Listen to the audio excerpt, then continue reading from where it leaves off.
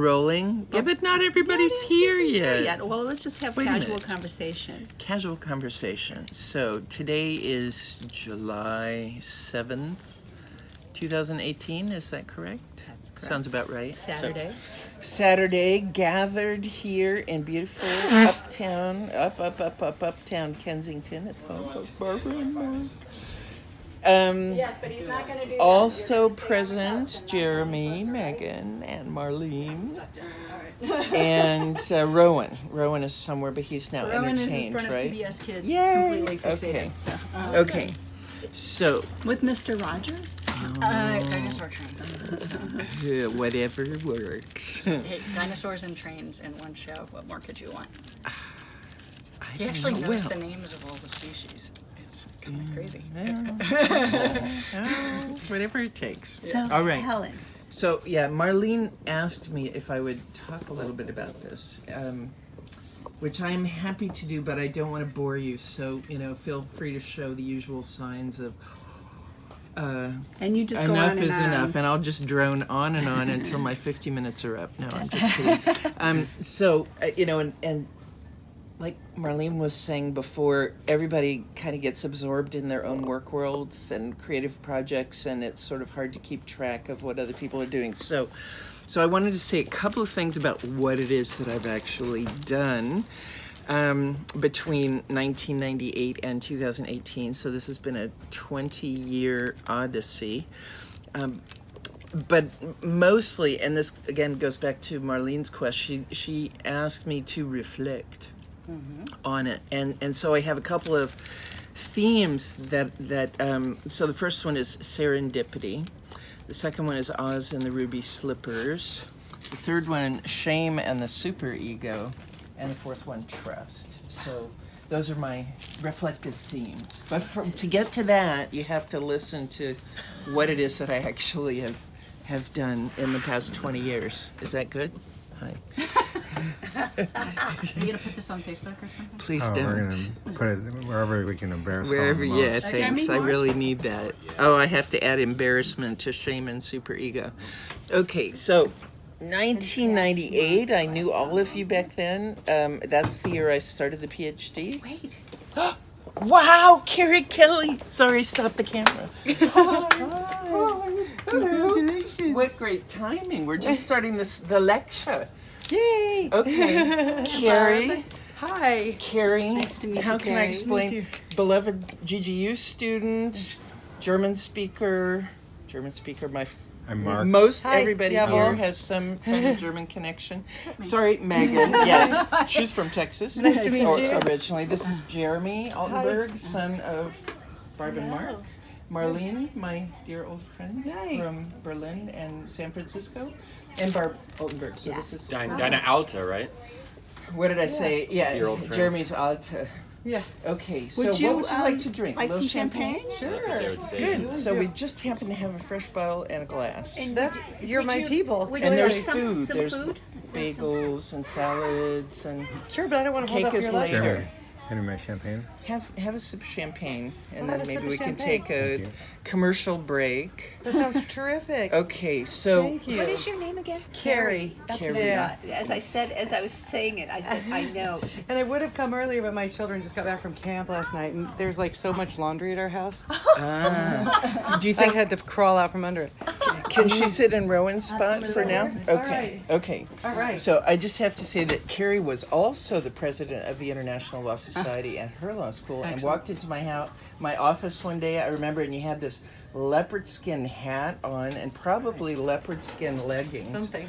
And Yeah. said something about, I want to go to Germany, and I just must have said, oh, are you in the right place? Pretty much like that. Yeah. Pretty much like that. So, anyway, okay, so I was just about to launch into 1998 when I started the PhD program. They said, well, you got to find a topic. And my advisor said, find a topic where there's lots of new law. So I found a topic where there was a lot of new law coming out, and it just so happened that in 1997 and 1999 there were these sort of crucial historical turning points in the European Union. And so what I wrote about for the last 20 years is those two things that happened in 1997 and 1999, and how they happened and what they mean and why they're important. So it took 20 years to figure out the story of why, and half of that time to explain why anybody should give a damn. So I'm not going to try to convince you that you should give a damn, but I do want you to understand sort of what it's about. I mean, it's very legal, but so maybe I can explain it like this. In the U.S., we have states, and we have a federal government, and we have state courts and state constitutions, and we have federal courts and federal constitutions. Well, in Europe, which is the European Union, is very comparable to the U.S., but not exactly. So they don't really have a full-fledged federal system, but they have very well developed state systems like Germany, France. So they have their long historical tradition at the local level, what we would call the state level. Anyway, so now's the really technical part. It has to do with courts. So, if you have a traffic accident or a contract dispute or a labor dispute or a family law dispute or a sort of inheritance dispute, all those areas of law are called civil law. So that's just sort of the basic law that affects everybody. And for that, you go to a civil court. And in the U.S., all that civil stuff is regulated at the state level. Pretty much all of it. For the lawyers in the crowd, the only thing that really is federal is what do we call it? Full faith and credit recognition of judgments from one court to another. So the EU basically federalized all this stuff that's still state stuff in the U.S. So they said, oh, no, we need to have one legal order in the EU to deal with all these sort of personal problems like family law and contracts and torts and all the things that affect the lives of ordinary people. Not business people, but just ordinary citizens. And so I thought, why would they do that? Because it makes the EU more federal, more centralized than the U.S. And the EU countries are much more profoundly and historically rooted legal orders. So in a sense, they're superimposing this huge federal structure for civil justice law, let's call it, on top of French, German, Italian, British, all that jazz. And I just thought, what a strange thing to do. How did they do that? So that was my question. It's like, why and how did they do it? Because you could never do that in the U.S. I mean, if you tried to do that in the U.S., the lawyers in the American Bar Association would just say, no fucking way, and that would be the end of the discussion, right? I mean, you have to trust me on that, but that's what would happen in the U.S. states' rights issues. Yeah, the states' rights issues. You never would be able to federalize these things in the U.S., ever, ever, ever. So I thought, how could these people in the EU, which is a much weaker kind of federal structure, how could they pull that off without the lawyers going crazy and stopping it? So that was my mystery, and that's what it took me a very long time to figure out. So now I'm going to talk about how they did it and how I researched it. I basically went all over Europe and looked for people who'd been involved. Right? Looked for the people who'd been working either in their member states, like Ministry of Justice, or in Brussels in one of the EU institutions. And in the beginning, I had no clue, so I just asked randomly. I asked professors, and then sort of over time, people would say, oh, you have to talk to that person, and then a couple of people would triangulate and say, oh, you got to talk to that person. So I kind of worked my way up through this so-called snowball sampling, like you just pick up references as you go. So I figured out who the people were at the top took me a good 10 years, and then I persuaded them to talk to me, and then somehow persuaded them to spill their guts, which was a whole other thing, on the record with the tape recorder running. So that's why it took so long, because as you know, I was living in San Francisco and I had a job, and so I could only go in the summers to do the research. So when I was here, then I'd be identifying people and trying to set up appointments, and then I'd come to Europe in the summer and do these interviews. And some of the interviews were like an hour or two, and some of them lasted 3 days. Like people would say, well, that's a very interesting question. Why don't you come to the country house in the north of France and we can discuss it over the weekend? So it was really bizarre that people were so willing to talk to me. And these are, again, by the time I'm getting to the top, these are very senior people who've been working in the field for like 40, 50 years.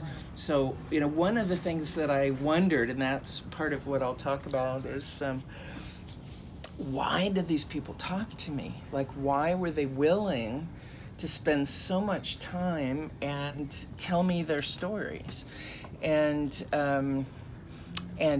as I said so candidly, I mean, I think part of the answer is, candid is I was a lawyer, so they saw me as a colleague, because they were all lawyers. Maybe they worked for a ministry or the foreign ministry, or they were diplomats, but they'd all studied law. So somehow there was this kind of sense that we all spoke the same language, and somehow there was this unspoken kind of trust. So even though I had the tape recorder running, and they could tell me, don't quote me on that, like the fist fight with the Portuguese guy, don't quote me on that, so I could make a little note and say, do not quote so-and-so on the violent outburst. So I had to respect that, but pretty much everything they told me was on the record, which is astonishing. Okay, so I tracked down the story, and then I put it all together. And so I interviewed about 80 people. Half of them didn't know much, but maybe they could point me in the right direction, and the other half knew something. And so I got the story, and then I had to spend like a year and a half transcribing all these interviews, which was the worst year of my life, because it's very boring to transcribe interviews.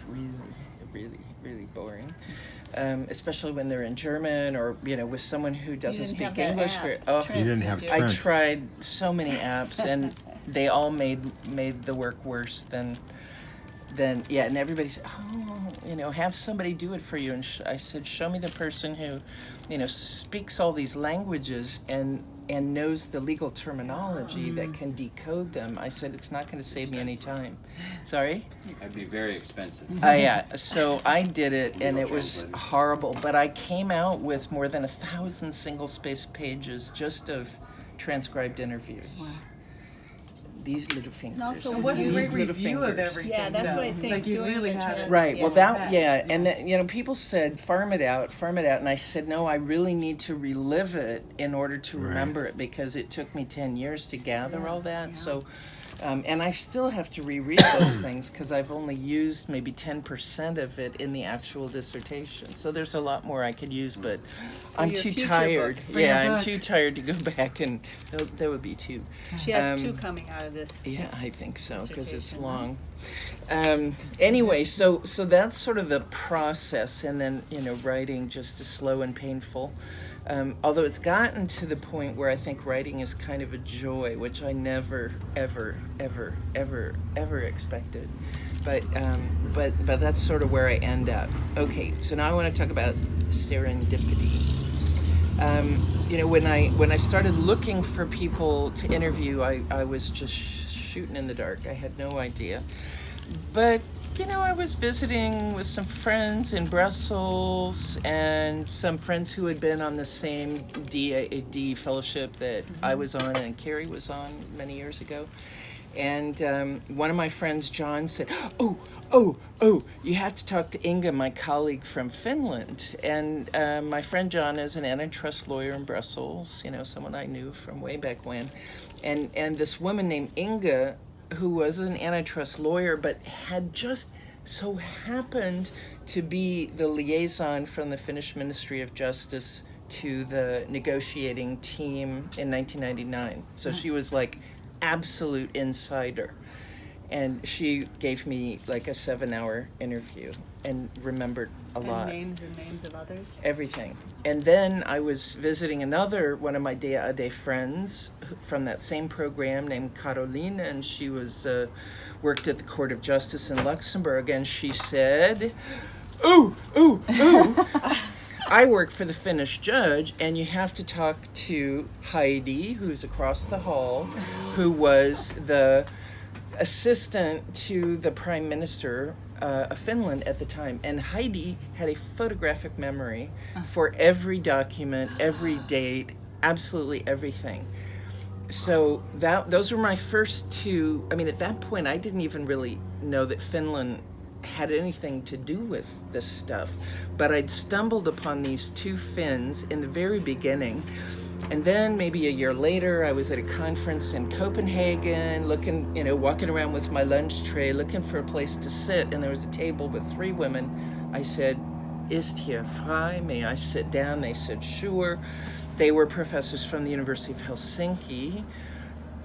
So serendipity, right? And they then said, "Oh, what a very interesting project. Of course, we know all these people and we were involved. And of course, you're welcome to come to Finland and we will help you." And they made all the introductions for me. Yeah, they are the ones who invited me for the Fulbright 5 years later. So it all just kind of clicked like that in the very beginning. So the strange thing was, and this is kind of the Oz Ruby Slippers part of the story, I didn't really understand in the beginning because I didn't know enough to understand that I had already found the diamond mine, but I didn't know enough to appreciate everything that I had found. The quality. Yeah, so I kept looking, and I went to Brussels 100 times, it feels like, always in summer when it's hot and muggy. I've been many places and met with all kinds of people, and been sick in interviews, and like, I won't tell you how sick, but really sick, where I could barely get through the interview and then rush off to the toilet when the interview, you don't want the interview to end, but you think, it's going to be really bad if I don't get out of this room fast. So there was all kinds of challenges about the physical strain of traveling all over and doing these interviews. Anyway, so I had found these great people really early on. They had told me a huge amount of stuff, but it was 5 or 6 more years before I could put together enough of the story and then go back to the beginning and realize, oh my God, Ruby Slippers, I had it all the time. I just didn't really know it. Somebody had to kind of help me put the pieces together. And that leads to the next part of the story, which I call shame or superego. Somehow they're related. There's this horrible insecurity that goes along with, first of all, being a graduate student. I mean, I think for anybody, like being a law student, it's not fun. But being, even for me, when I was a full-time professor in my day job, I was still just a piece of shit in Berkeley. I mean, and they let me know that pretty regularly. It's like, well, you don't really know, I mean, they weren't very nice to me in those early years. No, more the faculty and they were pretty tough on me in the first years because I was a law professor, and that wasn't really what they were, Department of Political Science? No, or well, I was in social justice? interdisciplinary, so my professors were political scientists, sociologists, historians, economists who worked on law. So for them, it's like law professors who, you're not really very interesting. And that's pretty much how they said it. It's like what law professors do is really not interesting. What we do is interesting. So it took a really long time for me to sort of learn their literature and the things that they think are interesting. And now I think they're right, but it's much more interesting than being a law professor, but it was pretty hard. So there was all that, I mean, some of you may remember, I flunked my field exams back in God knows when, like 2000. because I just didn't have time to study. I mean, I had, more than a full-time job to do, and I had no time to do the readings and no time to study, so I flunked these exams and had a million incompletes, and, I was just not the model student that I'd always been. So it was very, very hard to kind of keep going in the face of being told, you're not really worth the trouble. And at one point, I got so mad at the people in Berkeley, I said, fine, fuck you. If you don't want me in your program, then the law school will put me in their SJD program. I'll do that. Golden Gate will be off my back. And then they said, oh, no. We don't want you to leave. And I said, okay, but put in the file that I offered to go and that you said, no, we'd like you to stay. And they did that. But still nobody, including me, thought that it would take me 20 years to finish the damn thing. So anyway, the shame had to do with not being able to be a good student, because I had a job to do and that always had to come first. And it had to do with really trying something so completely new that I had absolutely no idea what I was doing, except there were lots of people there to tell me I was doing it wrong or you're not really getting it. And so it was really a struggle at every level. And then you start trying to put together this huge story. And all I could think of was, I know that I don't know. I know a little bit, but I don't know a lot. And how can you weave together a story where you know that there are major parts missing? I mean, all historians have to do that. But so there was all this sort of layers upon layers of insecurity. And then the superego, of course, is what's horrible for a law professor, especially, is suddenly I've got 4 daddies, right? I've got 4 professors who are in charge of my fate, right? And it got, I mean, even in Berlin, in the last couple of years when I've been writing, it's like I kind of look over in the corner and I imagine that I see these kind of hulking, brooding presences, right? They're not there. But I imagine them as these like the never-ending disapproval gaze, There's no place I can go to get away from them. I mean, when I actually see them, they're kind of nice, but in my, psychological makeup, they're sitting in the corner and really glaring at me like, you're just never going to be one of us and you're never going to make it and never, never, never, never, never. So it was really hard to kind of get the work done because of these sort of Hemmungen, German for inhibitions and insecurities. So, but somehow, when I turned 60, and this sort of moves towards the trust part, one of my oldest friends from 8th grade sent me in the birthday card for my 60th birthday the name of a coach, and she said, I think you might want to talk to this guy. And I thought she was kidding, but she wasn't. She said, no, I think you really ought to talk to this guy.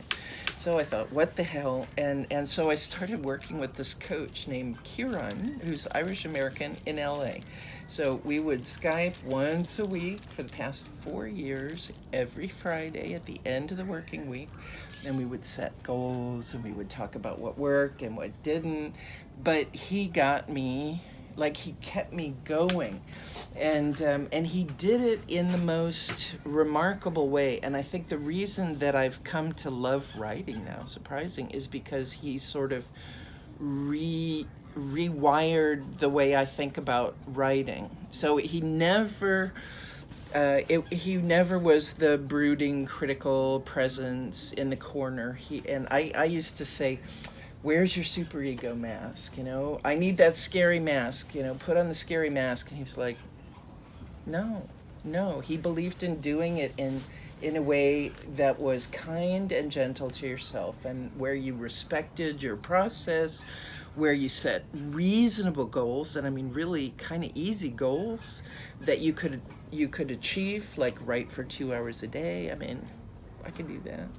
and then you rewarded yourself, and then so. you reported back, so you And were then I accountable. reported back, Yeah. right? And I was accountable in that I would email him every morning when I went to the desk, and I would email him every afternoon when I left the desk. I mean, I needed that level of accountability. Ability. Yeah. Probably a good and- German word for it. Sorry. So there's probably a good German word for it. Yeah, no, but that was what I really needed to kind of just get me through that horrible nightmare of, writing like 750 pages of very dense, very complex text. And now, Fred's here. huh? And now it's Fred here. is here. Oh, Who's? Oh, wow, Fred and Mary. Wow. Oh, it's good so they don't have to listen to the story. Hi. how's it going? Welcome. Nice to see you. Hey, Fred. Sit down. Did you come with Mary? Great. Yeah. Nice Mary, to meet how's it you. going? Do you need anything? I'm good. Nice to see you. You want this? Hello. Last time I saw you. Yeah. What brings you back west? Just hanging out. So, Helen's giving a little. I'm at the end of the spiel, so your timing is perfect. It's terrible. Yeah, no, it's good. No, I can finish up with the point about some more trust, chairs. and then we'll be done. Fine, thank you. Come on in. There's No, that's okay. food and drink. Cushions? Unless you want some shades, it's up to you. Sun is good. Sorry. Okay, no, it's nice that you came. All right, so I just finished. The last thing I wanted to say was about trust, because lawyers are control freaks. Everybody knows that. That's what makes good lawyers. You have to control all the detail, right? Harry, maybe? Yeah, I don't know. I guess they're different kinds, but I'm the control freak kind. And there were lots of things in this process that I couldn't control, especially the administration at UC Berkeley. And, whether my 4 professors, the daddy figures, these super ego monsters, would 20 stick with me years. for... Well, there was a concern they might not even make it. Right, they, right. They may have Yeah. passed over to All another. 4 are universe. emeritus, Yeah. like 3 are over 80. Wow. The youngest one is like 67. Wow. So, yeah, they're lovely, they're very dear, and I got 3 hugs this week and a handshake, so that was pretty good. I mean, I'll take that. And lots of praise, lots of very positive feedback finally at the end after 20 years. I heard magnificent was Magnificent, actually tossed fantastic, Yay. all that jazz. So finally, at the end of all that horror, it's going to be done. So What did you find? Yeah. oh, I forgot. Details. Details. Yeah, I thought I'd spare you journey. that part. What was the journey?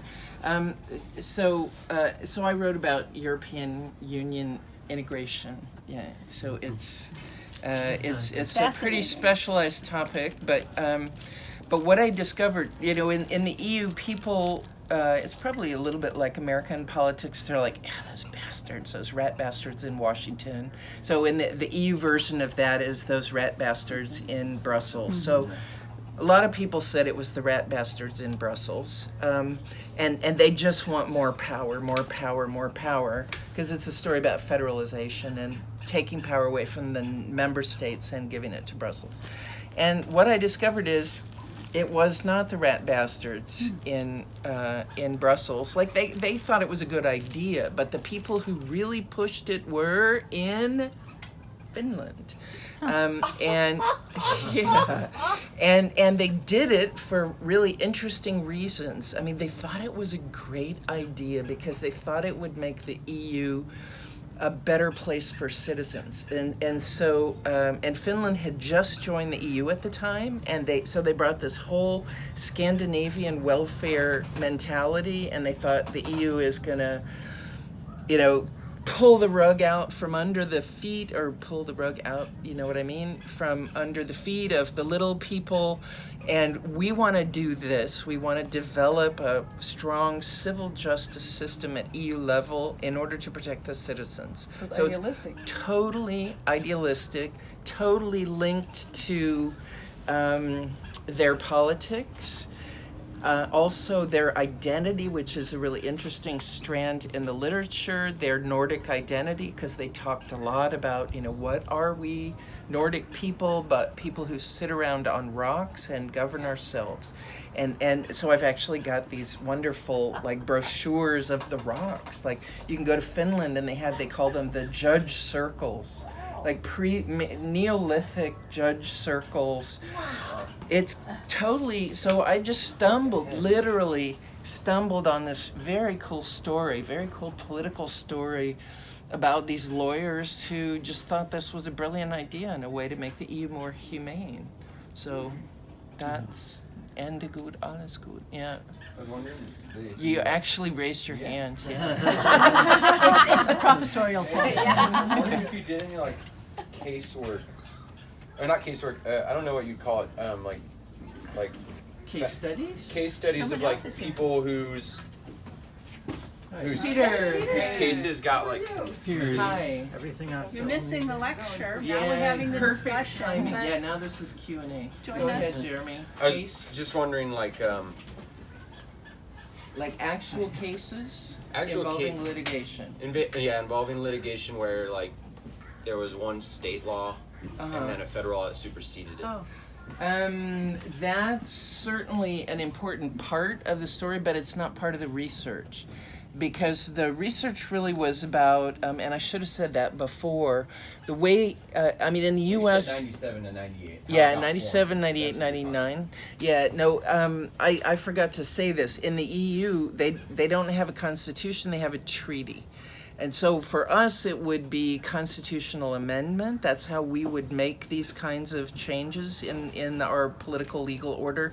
But in the EU, they did it by amending the treaties. So it was the treaty changes that I was trying to explain. So at that superstructural level, and not the actual pieces of litigation or the cases that then came down the pipe Do you later. have any anecdotal sort of things you ran into about that when you're talking or looking into it? Or?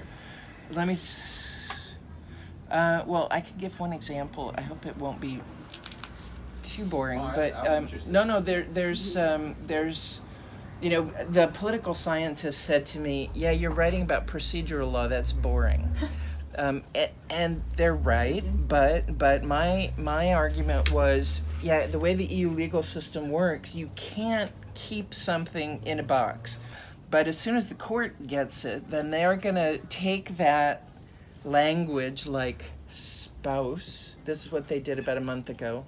That language spouse, and say, oh, well, spouse, of course that includes same-sex partners, even though that's not the law of the member states. But they can say at the EU level, well, we're interpreting this procedural EU rule, but we say spouse includes same-sex partners. so then you're essentially making laws for all these other countries. Right, and that, like Jeremy said, because By it's definition, federal, it'd be by definition, then it will trump. I mean, there's still tensions, but. I knew Trump had to come in here somewhere. Oh, sorry. Yeah, Trump as in a verb, not as in a swear word. Thank God. Do things With an working H. on precedent like they do here, where Yeah. eventually, if that's not in that member state's Yeah. laws by precedent, because it got to the EU's whatever sort of Yeah. judiciary process, it'll trickle down into the interpretation.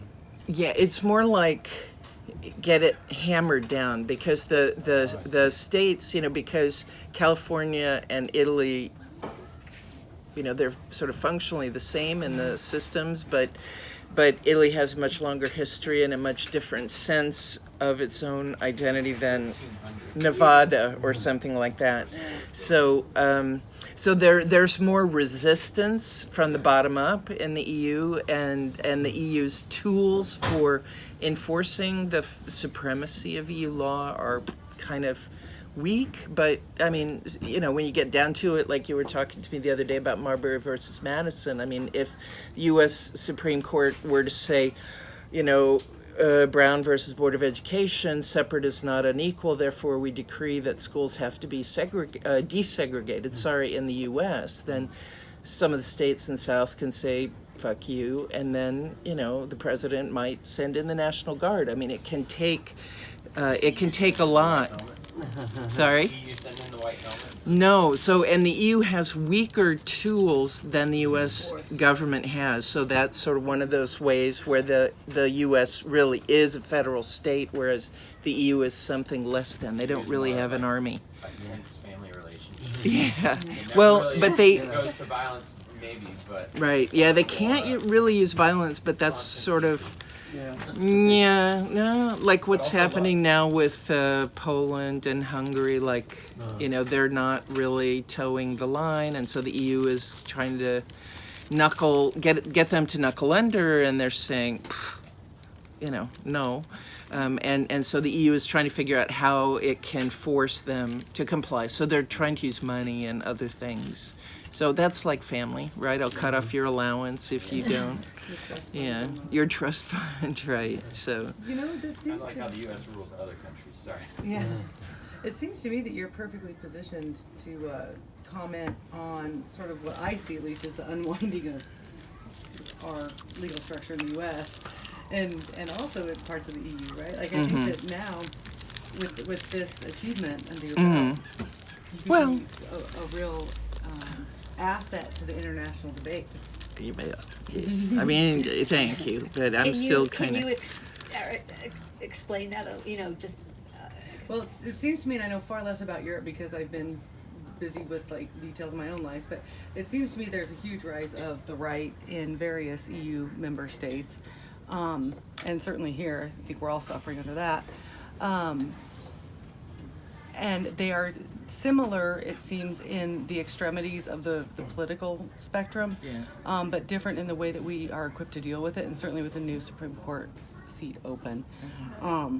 It seems to me that the U.S. is probably going to lead in the world sort of dissemination into the far right politics, right, that are going to affect us for years and years and years to come. And I'd be curious to hear your thoughts on whether you think that's true, first of all, or likely, and then how the EU is looking, at least at this point, with Brexit and with all of the rises in Italy and in other EU member states of the right wing. I don't know how that'll impact the ECJ.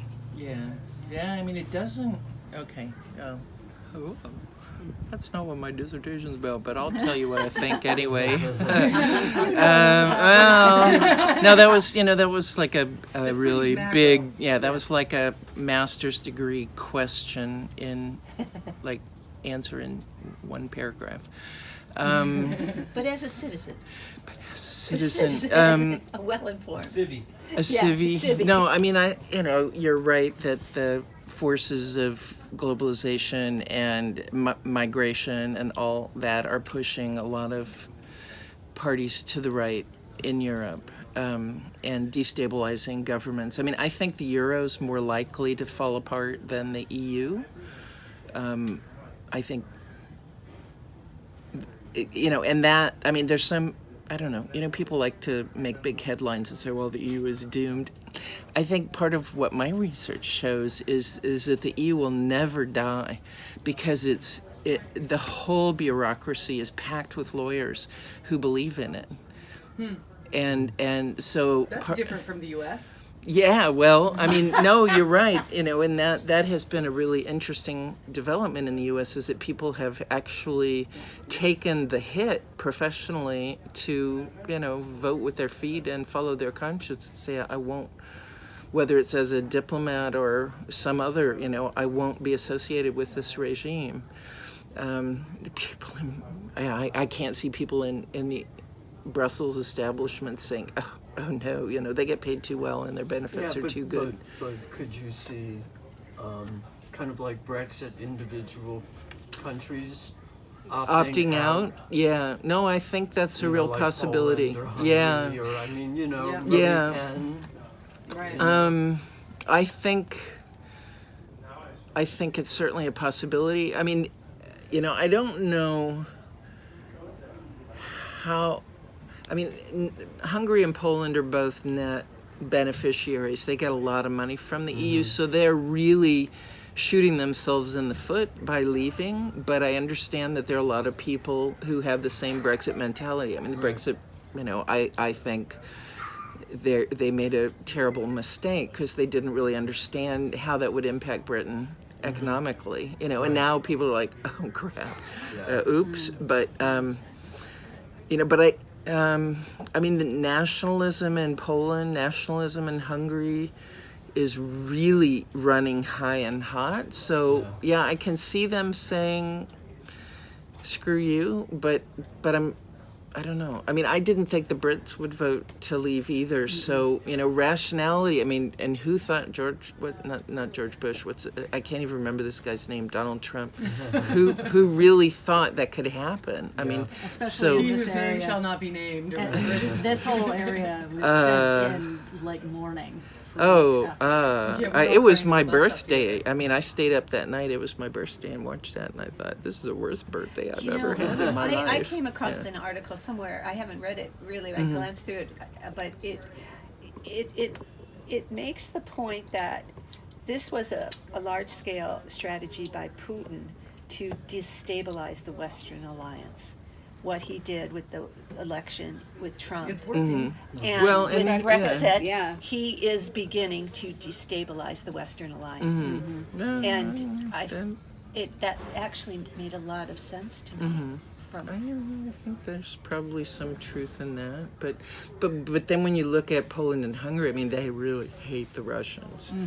Yeah, especially the Poles. Hungarians maybe a little bit less, So, I mean, not all of the right-wing stuff is Putin, but of course he's delighted. I don't know. I mean, going back to Carrie, what you said, I don't think it'll affect the court, though, the Court of Justice. Well, No. How do you get replaced on the ECJ? I forget. Your national government nominates you for a term, and the term can be repeated. So, I mean, I suppose you're right that the Poles could, send now one of their new sort of fascist nationalist judges. I don't know. I'm not worried about the European Court like about the Supreme Court. Checks and balances than we do, even though they have weak enforcement. Because it feels like to me our checks and balances are all askew. They're all askew. Yeah, the political process is really broken here. I mean, they don't really. They've started to kind of vet judges in the EU, but it's still much more. They defer to the member states, but. And honestly, I don't even know if there's ever been a protest against a judicial appointment to the court. I've never heard of one. I mean, I know there have been protests, like when Hungary put up one of their fascists for the commission, like every member state, and the other member states were like, no, we won't have him. And so then Hungary withdrew him and they put up somebody else. Well, So there's It seems just politically that Europeans actually recognize fascism because it actually has happened Right. on their continent. Yeah. Whereas us, we're like, that'll never happen here. Like, Yeah. pissed off white dudes with guns that like to repress everybody. Like, that's not fascism. Yeah. Because we've not seen it. Right, so right. clearly Well, here. right. Yeah. Well, it's the same thing here. Like, I remember when Obama was running, when I came back in 2007, and, there are all these graffitis around, like, Obama equals socialism. I'm like, man, you guys don't have any clue what socialism is. So, yeah, it's probably the other coin, the other side of the coin. I don't know. I mean, I'm probably sort of naively optimistic that the EU will keep chugging along, but it's partly because of this very strong bureaucratic culture, very idealistic bureaucratic culture. A very privileged civil servants who are there to build Europe. That's their job, and they just try to think of cool ways to do it. And because the bureaucracy is sort of insulated from domestic politics, and that's what my case studies were sort of showing in a really, really detailed way. The lawyers in the member states, they never had a clue what was happening in Brussels. They never had a clue. They literally woke up, like, after the treaties had been amended, and they said, what?